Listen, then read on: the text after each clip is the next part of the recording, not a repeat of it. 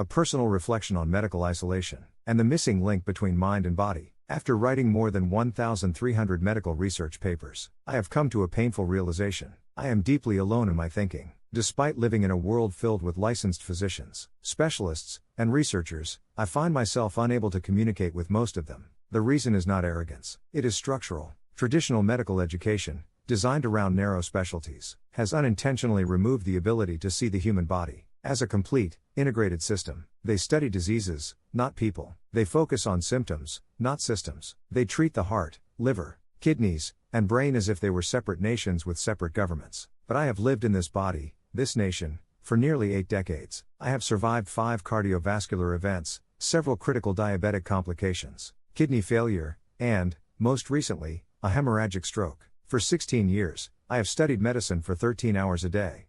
Not in a classroom, but inside my own body. What I have learned is this: the brain is not just a cognitive organ. It controls everything: thoughts, emotions, mobility, speech, blood pressure, hormones, sleep, immune response, and vascular integrity. The mind and the body are not 2 separate systems. They are one and integrated, indivisible system. In my most recent paper, number 1323, I diagnosed my stroke as being 47% caused by psychological stress, acute blood pressure surge, and 53% by physiological aging of my blood vessels. The emotional stress came from dealing with some self-centered and perhaps unethical real estate agents, combined with my own personality traits, may even be my weaknesses: low tolerance for dishonesty, rapid recognition of manipulative behavior, and a short, hot temper. These factors triggered an acute rise in my blood pressure that day. That, coupled with age-related vascular stiffness, led to the rupture of a blood vessel in my pons. This event was not random. It was the final step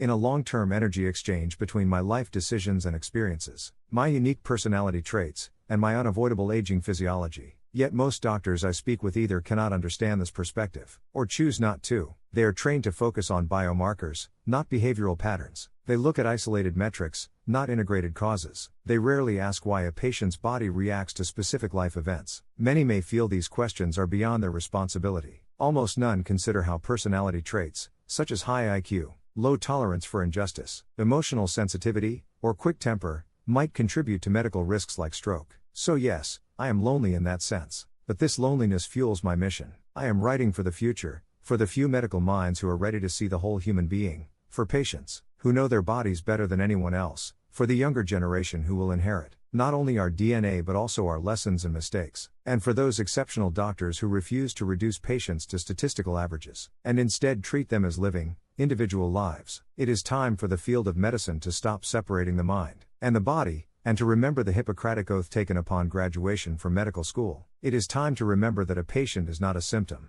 not a data point, not a textbook case, but a complex, living system governed by one brain, one life story, and one deeply human soul, surrounded by loved ones who care. I want to be clear that my intention is not to criticize any individual doctor, healthcare provider, or even the system as a whole. I deeply respect the years of training, sacrifice, and dedication that medical professionals bring to their work. My reflections aim to highlight the structural limitations of current medical training, not to assign blame. I share my personal story in hopes of encouraging more integrated, compassionate, and whole-person approaches to healthcare, because I believe the future of medicine must reconnect the mind and the body, and see every patient, not as a data point, but as a living life.